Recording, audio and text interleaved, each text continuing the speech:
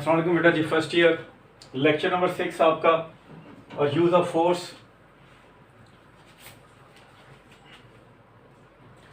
Use of force में हमारी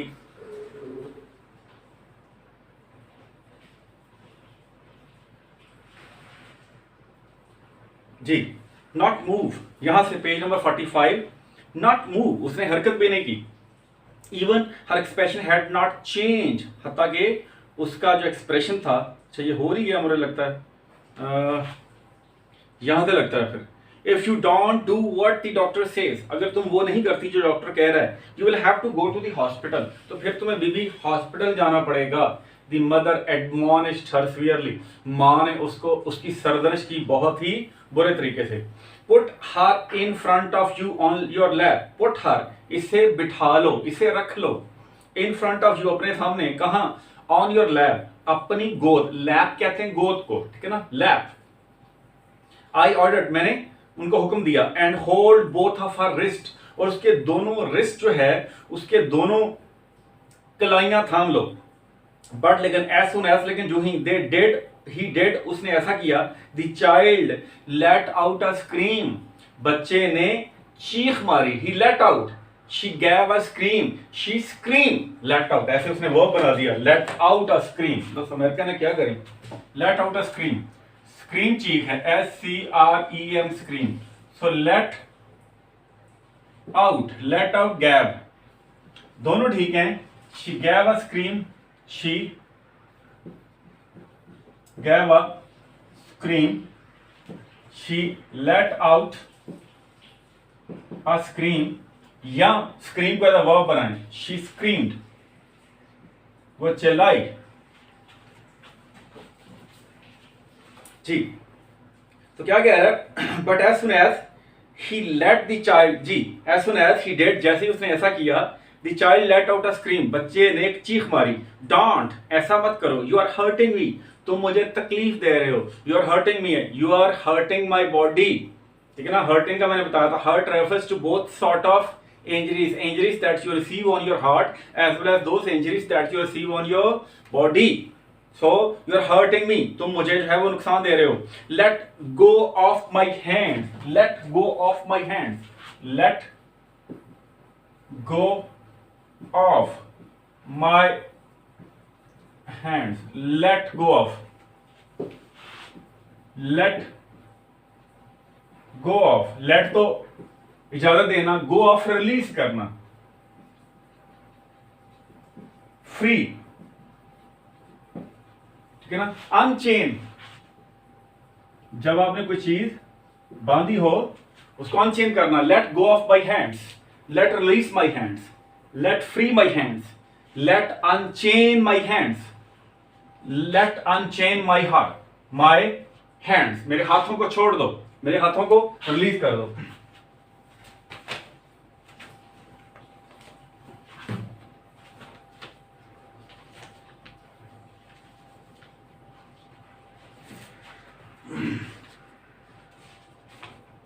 मेरा ख्याल ये पेज ही पकड़ लेते हैं, किताब पकड़ने की क्या जरूरत है जी। उसके बाद है don't, you are hurting me, let go of my hand, मेरे हाथों को छोड़ दो। लेट देम गो, उन्हें छोड़ दो। आई टेल यू, मैं तुम्हें बता रही हूं, ठीक है। देन, फिर क्या हुआ, देन शी श्रीक टेरिफाइंगली, फिर उसने चीख मारी, श्रीक चीख मारना, SHRII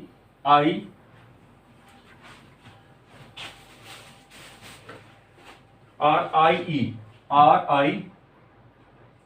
shriek, scream, cry, वो चिल्लाई, she screamed, she shriek, shriek, hysterically. Hysteria is a disease, a psychological disease in which any mental disease, it gets on your nerves so much so that it starts occupying your body. ऐसी एक mental disease है जिसमें आपकी जो सोच है आपके body को कंट्रोल कर लेती है। Hysteria, you scream in a wild way, you scream wildly. Hysteria, hysterically means wildly, बहुत ही in an uncontrollable way, in an uncontrollable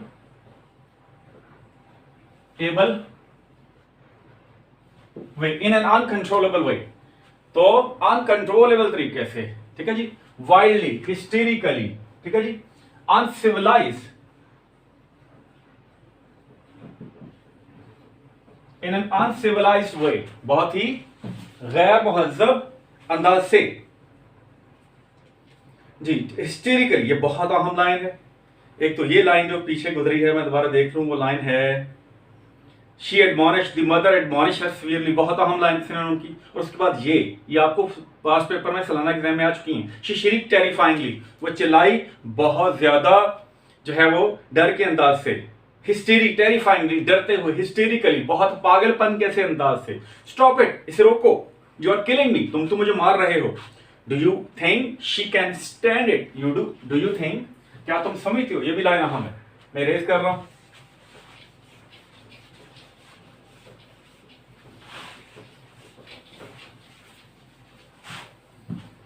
do you think, क्या तुम समझते हो, she can stand it.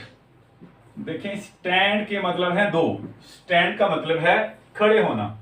When you rise on your own feet, rise on your own feet. और stand का दूसरा मतलब है बर्दाश्त करना, इंड्योर, बेयर, बर्दाश्त करना। She can stand it, she can endure it, she can bear it. क्या तुम समझते हो कि वे सारे सलूक को बर्दाश्त कर सकती है, वो सारे सलूक से गुजर सकती है। स्टैंड, ठीक है ना, ऐसे इस्तेमाल करते हैं। वो स्टैंड को इस मीनिंग में लेते नहीं, बहुत कम लेते हैं। स्टैंड जब भी ज्यादा लेते हैं इस मीनिंग में। Do you think she can stand it, हम क्या, हमारी अंग्रेजी होती do you think that she can endure it, she can bear it physically, ठीक है ना, हम ये करते हैं, बेयर फिजिकली, बेयर फिजिकली।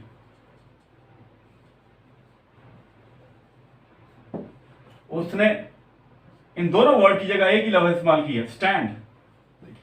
और मैं लास्ट टाइम भी शायद बहुत आजकल मैं अमेरिकन वर्जन और जो बेसिकली नेटिव स्पीकर हैं उनको बहुत सुन रहा हूँ, और मुझे अंदाजा हो रहा है कर क्या रहे हैं। Native speaker they concentrate on phrases, हम फुल सेंटेंस बोलते हैं, they never like to speak full sentence. Instead of full fledged sentences they like to use only phrases. हमारी अंग्रेजी जो वो सेंटेंस ओरिएंटेड है, सेंटेंस ओरिएंटेड है, sentence oriented, and their native speakers, their English is phrases oriented, phrases oriented, phrase oriented है, वो phrases बोलते हैं, हम full sentence बोलते हैं। therefore our English, our style is lengthy, our style both of speaking or of writing is lengthy, and their style is short, it is brief. Do you think she can stand it? How can you make it up? ठीक है ना, हम कहते हैं, कल मैंने एक phrase पढ़ी थी, वो हम कहते हैं कंपेंसेट करना, तलाफी करना, कंपेंसेट, COMPENSATE, कंपेंसेट, ठीक है ना। Can you compensate this loss, ये हमारा सेंटेंस है, can you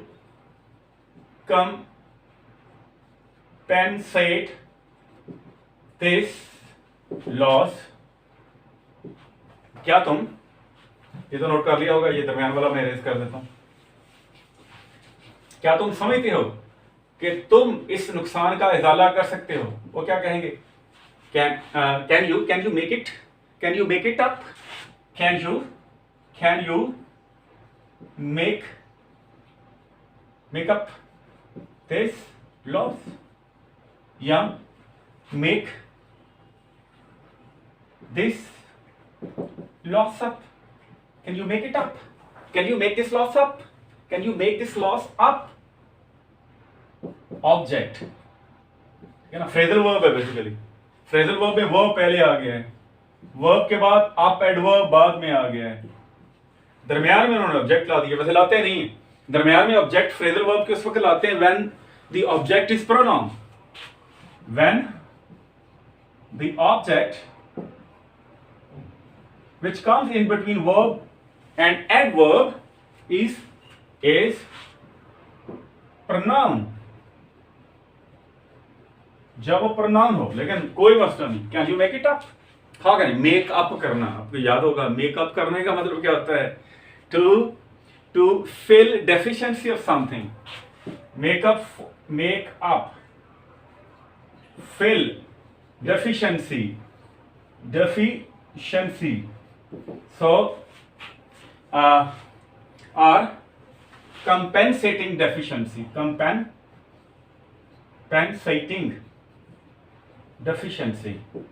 deficiency of beauty, ना? she has not got her made up, she has not got her made up। ये पॉजिटिव वर्ब लगाया, she has not, get object आ गया और verb आया, वर्ब थर्ड फॉर्म में आ गया, ठीक है ना। she has not got her made up yet, उसने अभी तक अपना मेकअप नहीं करवाया। मेकअप मीन टू फेल और to pay for the loss, to compensate, to make amend for any loss. हमारी अंग्रेजी कितनी मुश्किल है। टू मेक अमेंड, ये और एक फ्रेज बता रहा हूं, to make amend, make amends for loss. Can you make amend for this loss? ये sentence can you make amends for this loss, क्या तुम इस नुकसान की तलाफी कर सकती हो? Can you make amends for this loss? ठीक है जी। अब ये देख लें वो क्या कहेंगे, can you make this loss up, can you make up this loss, can you make up this loss, how will cover you? You have left 2 lectures. I mean, you could not take your 2 lectures, last 2 lectures. So how can you make them up? It means you have left behind, and how will you be able to catch up with the other student as you have left 2 last lectures? How would you make up for this loss? You have suffered a loss. You have suffered academically. So how will you be able to make it for? How will you be able to make it for? ऐसे मैंने कहा कि मैं पढ़ता हूँ, आप तक पहुँच चुके, आपकी अंग्रेजी बोर है, मैं इधर उधर की एक्स्ट्रा बातें बताऊंगा तो कलरफुल और इंटरेस्टिंग होगी। ठीक है जी, चलें आ जाए हम। बात छोटी सी शुरू हुई थी, वो पेज पता नहीं कहाँ चला गया। हाँ मिल गया जी। अब ये देखिएगा, अब हुआ क्या, do you think she can stand it? अब ये पता चल गया आपको, do you think she can stand it? क्या तुम समझते हो? ये बात लिख रही है कि यार language is lengthy because it's based upon full-fledged sentences, but the native speakers or the native version of English, it is based upon it is very short, it's very brief, because they, instead of using sentences they like to use very tiny phrases, ठीक है ना। तो आप जब भी आप जाएंगे ना, देखें जब भी आप जाएंगे, चाहे आपकी पाकिस्तान में अंग्रेजी क्यों नहीं अच्छी होगी, you will automatically shift from this lengthy version of English language to brief version of English language. यहां हम सारे खड़े हैं, इंडियंस हैं, पाकिस्तानी, इंडियंस प्लस पाकिस्तानी, हम इधर खड़े हैं, तो automatically if you if you're sponsored either by your elder brother or you go on a spouse visa, if you somehow how you get married over there in abroad in UK, and you like to join your spouse and you try to get settled there permanently, so automatically without your being conscious, your language, it will shift from Indian or subcontinental accent to native accent। ये ऐसे हो जाएगा। अब मैं कर रहा हूँ, लेकिन मैं नहीं चाहता हूँ, मैं इस वर्जन को पसंद करता हूँ क्योंकि मैंने लिया ही है, लेकिन मैं थोड़ा सा शिफ्ट हो रहा हूँ, ठीक है ना, कर रहा हूँ थोड़ा सा, ताकि आपको एक नया वर्जन मिले। आजकल मैं इस पे कॉन्सेंट्रेट कर रहा हूँ, एक आधी वीडियो सुन ले रोजाना, उसकी फ्रेजेस नोट की, उसकी डिक्शनरी देखी, क्या कह रहे हैं क्या नहीं कह रहे हैं। ठीक है जी, चलें तो ये नोट अगर कर लिया है तो मैं इरेज कर देता हूँ इसे। चलें नेक्स्ट मैं कर दूंगा, आगे आ जाए जी। तो the mother said the mother, माँ ने कहा, Do you get out? You get out, said husband to his mother. Get out, दफा हो जाओ. Get out of sight. Get out mean leave this room. Leave this room. Move out of this room. Get out of this. Get out from here. Get out from here. Out. वो क्या कहेंगे? Out. हम कहेंगे get out from this here. वो कहेंगे out. And the half of their communication will be made by their facial expression. Out means he's someone, especially my elder or someone who is in better authority than me. He is asking me to leave this room. Move out. Get out. दफा हो जाओ. ठीक है जी, दफा हो जाओ. I mean get out of sight. मेरी आंखों से ओझल हो जाओ. You are killing me. Do you think she can stand it? क्या तुम समझते हो इसको बर्दाश्त कर सकती? Doctor said the mother. माँ ने कहा. You get out. दफा हो जाओ, said the husband to his mother. और शौहर ने अपनी बीवी से कहा, do you want her to die of diphtheria? क्या तुम ये चाहती हो कि ये खन्नाक की बीमारी से मर जाए? डू यू वॉन्ट, क्या तुम चाहती हो हर वो टू डाई, मर जाए, ऑफ डिप्थेरिया, किसी बीमारी से मरना डाई ऑफ होता है. Die of mean die because of some disease. ये लिखिएगा die of.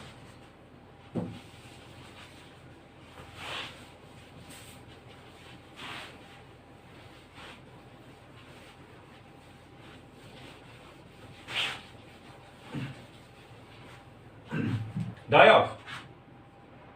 Die off. Die because of some disease. Die of some disease. किसी डिजीज से मरना, किसी बीमारी से मर जाना. क्या तुम चाहती हो डिप्थेरिया से मर जाए? Come on now, hold her. Come on. ठीक है जी. अभी गुस्से में कह दिया. He ordered her to get out only out of anger, but now he's saying, come on now, hold her, come on. You use this phrase when you want to encourage somebody, when you feel that somebody is reluctant to do something, he's not ready to do anything, therefore just in order to push him forward, just to induce him to do something, you say, come on, you are encouraging him to do what you want him or her to do. Come on, ये बात हो चुकी है. Come on, क्या कहती? Come on, now, hold her. ठीक है ना? और एक गानों में भी कहते हैं come on. वो पता नहीं आप ये इंग्लिश गाने वो हो सकता है नेक्स्ट, वो भी आजकल अवेलेबल है सारा कुछ. कि do you want to learn English through songs if you are interested? होता ये है कि इंग्लिश सॉन्ग सुनने से ये होगा कि you will, दो उसके आपको फायदे होंगे. Your focus will get away from the romance contained in this song, and you will start concentrating more on the words. So those songs which was a kind of leisure activity, which was a kind of pleasure activity, now will become a very serious activity, and it will be a part of your learning. So if you want to learn English through your songs, you are welcome. You can type your question. Learn English with songs, and you will find plenty of videos popping up on the screen in front of you. Pop होता है, अचानक आ जाएंगी. They will appear before you, and you can get benefits. You can take advantage from any of those videos. Come on, hold her. से पकड़ो. I said, मैंने कहा. अगला बार जो पैसेज पढ़ रहा हूँ ये बहुत अहम है. ट्रांसलेशन के लिए. Then I grasped the child's head. फिर मैंने उस बच्चे का सर पकड़ लिया. I grasped, मैंने पकड़ लिया. Held, grasp, clutch, grip. I grasped. G-R-A-S-P, grasped. Hold, held, clutch, grip. पकड़ लिया. Clutch, grip, hold. और hold, clutch, grip. और भी आ रहा है ग्रास्प. तो ग्रास्प का मतलब पकड़ना भी है. ग्रास्प का मतलब अंडरस्टैंड करना भी है. I couldn't grasp you.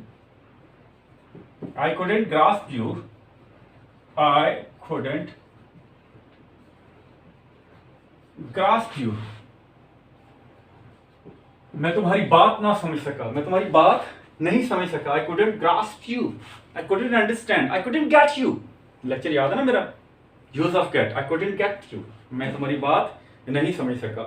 बार बार मैं कहता हूं इस बात को, टीचर्स का नॉलेज पूरी कौम का नॉलेज होता है। इसलिए जिस बंदे को सबसे ज्यादा पढ़ने की जरूरत है ना, वो टीचर है।